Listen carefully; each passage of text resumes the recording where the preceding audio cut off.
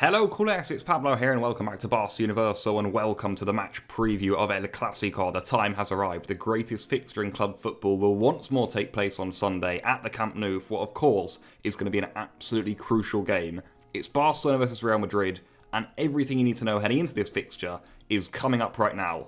Let's get started. And this one will be played at the Camp Nou at 4:15 PM local time in Catalonia. That's going to be an afternoon kickoff there for this Clásico. And for the first time in absolutely ages, guys, we should be seeing essentially a packed and full Camp Nou with the expectation that there will be between 80 and 90,000 fans in the ground for this fixture. So that will feel essentially like a full Camp Nou, and that really should have an effect on the players and certainly the fixture as a whole. That should be really good. And even better news on top of that is that we are expecting at least some sections of the Grada d'Animación to be back for this fixture. So hopefully the atmosphere is very good in the Camp Nou. And right here is how the table is looking heading into this fixture. As you can see, Real Madrid are currently 2 points above us. So if we were to beat them, we would go ahead of Real Madrid in the table. If they were to beat us, they would go 5 points ahead of us. And of course, a draw would mean that the 2 points between us remains. And let's start with ourselves here, Barcelona, because actually we do come into the Clásico in the position that we wanted to be in. 1 week ago today on the Saturday, I was making my Valencia match preview for us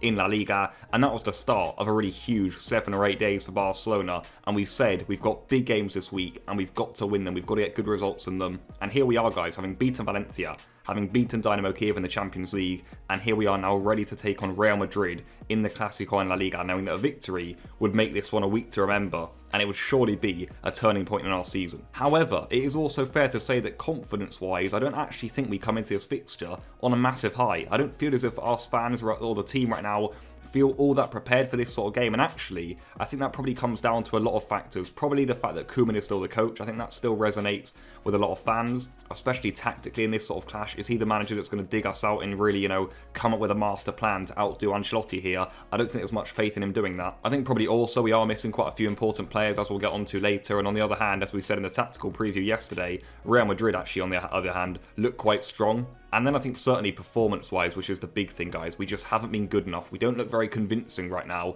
and that is an absolute fact, even against Valencia in the second half, certainly against Dynamo Kiev for large parts of the game. So in tomorrow's clash, we are going to have to be really up for it, because bets believe that Real Madrid will certainly feel as if they can hurt us in this fixture. And just touching on a few of those absences and a bit of the team news going into tomorrow's game, good news for Barcelona is that Jordi Alba is fit. In the tactical preview yesterday, we were saying that's absolutely massive in terms of how Barcelona perform in this Clásico, and that's Jordi Alba's availability. Well, he's fit, he trained today, he's expected to play and start tomorrow. Although, of course, Araujo, Pedri and Dembele are the big absences for Barcelona. So regarding how Koeman will be lining up, I think this is what we're all expecting. Ter Stegen in goal, Mingueza right back, I think will get the nod. Jordi Alba will be there at left back. I think Piqué is going to be partnered there by Eric Garcia in defence instead of Lenglet. In midfield, Busquets, De Jong and Gavi. And then up front, I think it will be Dest with Memphis and Ansu Fati. I think the keys for this game, certainly on the left-hand side, we mentioned that in the tactical preview again yesterday, guys. Feel free to check that out after this video, by the way, where we just went into a few more details on a few scenarios here and there in the game. But certainly Jordi Alba there, guys, that's key. He is going to be the one that we are going to be looking to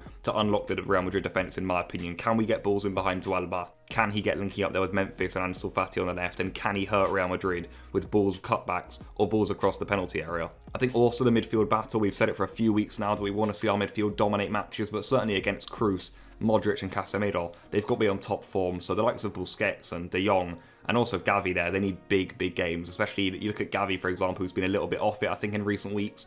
Maybe he's been a bit overplayed at a young age, in my opinion, but he will be playing tomorrow, and we've got to see if we can get him back to his greatest level, because if we do, then we're going to be in good luck. But also, you look at De Jong there, guys. He's ready now to take this sort of game with a scruff of the neck, so he's got to be really imposing in that Real Madrid midfield, who, to be fair, are aging. If we can get De Jong and Gavi's, young legs around there, then we actually could take control of this game. And certainly Busquets will have a huge role there in terms of just mediating the play, knowing when to slow it down, knowing when to speed it up. That'll be really key. And certainly up front, guys, I think if we look at an area where we can actually hurt Real Madrid, it's their defence. And Memphis and Ansu Fati are going to be key.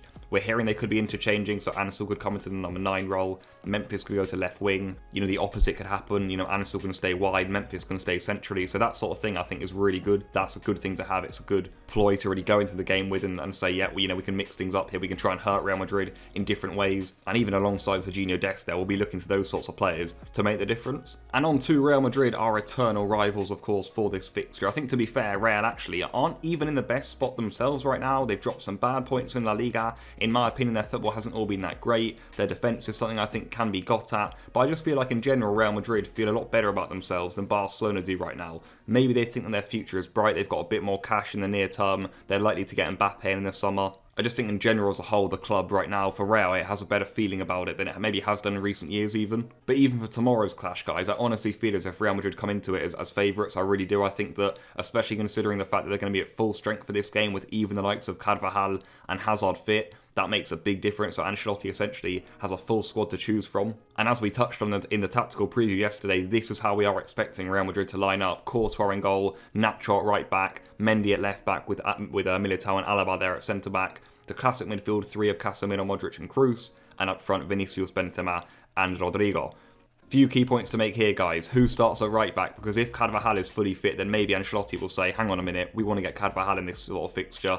I don't think Hazard will start from the start, certainly not with Vinicius' form. Rodrigo is likely to go up front there, guys, but certainly the question I think we should be asking is, where does Fede Valverde play? Because Valverde is a player who, in my opinion, in recent Clásicos, has been really, really influential, and a few of you guys mentioned his name in the comment section yesterday, and I agree that he is a player who can actually make this sort of difference in this sort of clash. He's a very, very powerful runner, he's got great legs on him, and I think Barcelona actually are a team that he likes playing against, so maybe Ancelotti decides, hang on, we could even put Valverde at right back, or we'll even take out Kroos in there. Or maybe he even takes out Rodrigo from the front three and puts Valverde in there as an extra body in midfield. So Valverde, I think, if Ancelotti wants to play him, he could be fitted into any sort of part of that team. But I think certainly for Real Madrid, you're looking at the strikers, you're looking at the front men. Certainly, of course, the midfield battle will be key between Busquets, De Jong and Gavi and Casemiro, Modric and Kroos. But Benzema and Vinicius, they've been on such good form this season, especially Benzema, his numbers have been ridiculous. If we give him a sniff, he will score. And Vinicius looks really, really dangerous. Actually, even Vinicius, when he wasn't on his best form, always caused us issues in El Clásico. So I think now that he's got a bit of end product to his game, we've got to watch out for him. Certainly Mingueza, if he's starting a right back, has got a big task ahead of him. So certainly when you look at Real Madrid's team, they look good, they look strong, they've got options, they've got variations they can use, they've got players they can bring off the bench like Eden Hazard, but I still feel as if we can get at them. And to wrap up then with my match prediction, it's really hard to call, but I've gone for Barcelona 2, Real Madrid 2.